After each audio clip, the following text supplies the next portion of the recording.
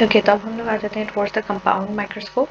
ठीक है, जो कंपाउंड माइक्रोस्कोप होती है वो क्या है, वो सिंपल माइक्रोस्कोप से थोड़ी डिफरेंट होती है, क्योंकि सिंपल माइक्रोस्कोप में हम लोग क्या करते हैं, सिर्फ एक ही लेंस यूज करते हैं, एक ही कन्वर्जिंग लेंस यूज करते हैं जिन्हें, जो कि कन्वेक्स लेंस है। ठीक है, जिसका फोकल लेंथ शॉर्ट होना चाहिए और वो ऑब्जेक्ट हम क्या कहते हैं, आई के बीच में प्लेस करते हैं ना। In case of the compound microscope हम लोग क्या करते हैं, मल्टीपल लेंसेज यूज करते हैं। ठीक है, अगेन काम इसका यही है कि जो क्लोजली प्लेस्ड ऑब्जेक्ट्स हैं उनको, मतलब जो छोटी ऑब्जेक्ट्स हैं उनको बड़ा करके दिखाए। ठीक है, यही काम है सिंपल माइक्रोस्कोप की तरह कंपाउंड माइक्रोस्कोप का। लेकिन जो सिंपल माइक्रोस्कोप से कंपाउंड माइक्रोस्कोप का एक मेन डिफरेंस आ जाता है वो ये है कि सिंपल माइक्रोस्कोप में हम लोग सिर्फ एक लेंस यूज करें, जबकि कंपाउंड माइक्रोस्कोप में हम मल्टीपल लेंसेज यूज करते हैं। ठीक है, एंड अगेन ये क्या करता है, हमें उस ऑब्जेक्ट की एक मैग्निफाइड इमेज, एक इनलार्ज्ड इमेज जो है वो हमें प्रोवाइड कर देता है। अब देखिए, जो टिपिकली एक कंपाउंड माइक्रोस्कोप होती है वो, उसकी जो मैग्निफिकेशन रेंज होती है वो 40 टाइम्स से लेकर 1000 टाइम्स तक होती है।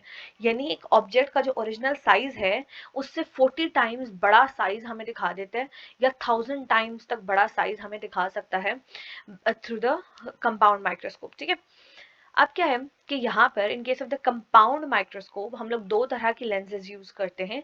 ठीक है, एक जो है वो आई पीस लेंस है, जो कि आप आईज के पास होती है। ये वाली जो लेंस होती है ना इस जगह पे, जिनसे आप देखते हैं अपने बायोलैब वगैरह में, that is known as the eyepiece lens. ठीक है, एंड दूसरी कौन सी लेंस आ जाती है, दूसरी हो जाती है ऑब्जेक्टिव लेंस। ऑब्जेक्टिव लेंस जो होती है वो ये वाली होती है। ठीक है, आप यहाँ पे देख रहे हैं इस माइक्रोस्कोप के 3 लेंसेज हैं। ठीक है, आप इसको रोटेट करते हो। ठीक है, तो ऑब्जेक्ट के ऊपर जो भी लेंस आती है उसकी मैग्नीफाइंग पावर जो है वो यहाँ पे आपको कंपाउंड माइक्रोस्कोप में दिखाई देगी। कुछ लेंसेज की मैग्नीफाइंग पावर कम होगी, कुछ की हाई होगी। ठीक है, तो डिपेंडिंग कि आपने कौन सी लेंस को उस वक्त ऑब्जेक्ट के ऊपर रखा है, ऑब्जेक्ट्स की विसिनिटी में रखा है, तो उतनी ही आपको मैग्नीफाइड इमेज दिखाई देगी ऑफ दैट ऑब्जेक्ट। ठीक है, अब अगर हम लोगों ने ओवरऑल मैग्निफिकेशन यहाँ पर देखनी हो, अच्छा यहाँ पे देखिए, this is the objective lens जो कि ऑब्जेक्ट के पास पड़ी हुई है। ठीक है, and this is your eyepiece lens जो कि आपकी आईज के पास है। ठीक है, ऑब्जेक्टिव लेंस क्या करेगी, इस ऑब्जेक्ट की एक इमेज बनाएगी जो कि आपको यहाँ पे दिखाई देगी।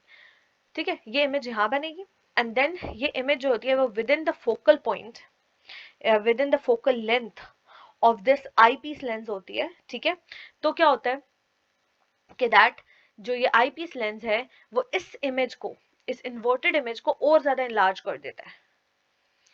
ठीक है, ऑब्जेक्टिव लेंस के फोकल पॉइंट से इस ऑब्जेक्ट ने बाहर होना है। ठीक है, ये उसकी फोकल लेंथ से बाहर है। ठीक है, जब ये ऑब्जेक्ट की लेंस सॉरी ऑब्जेक्ट की लाइट रेज कन्वर्ज होती हैं तो ये इन्वर्टेड एक इमेज बनाती हैं। ठीक है, और ये इमेज कहाँ जाके बनती है, ये आई पीस के लेंस के फोकल लेंथ के अंदर अंदर जाके बनती है। ठीक है, आपको यहाँ पे दिखाई दे रहा है, this is this focal length, और उस फोकल लेंथ से अंदर है ये इमेज बन रही है। तो क्या कर देता है ये आई पीस लेंस, इसको और ज्यादा मैग्नीफाइड इमेज बना देता है। ठीक है, मतलब और ज्यादा इसको इनलार्ज करके दिखा देता है, लेकिन ये इमेज भी क्या होती है, ये इमेज इस इमेज की तरह इन्वर्टेड होती है। सो ऑन द होल आपकी जो कंपाउंड माइक्रोस्कोप है वो आपको क्या करती है, एक inverted image of that object वो दिखाती है। अच्छा, अब जो ओवरऑल मैग्निफिकेशन होती है वो आप कैसे फॉर्मूला के थ्रू फाइंड आउट कर सकते हो।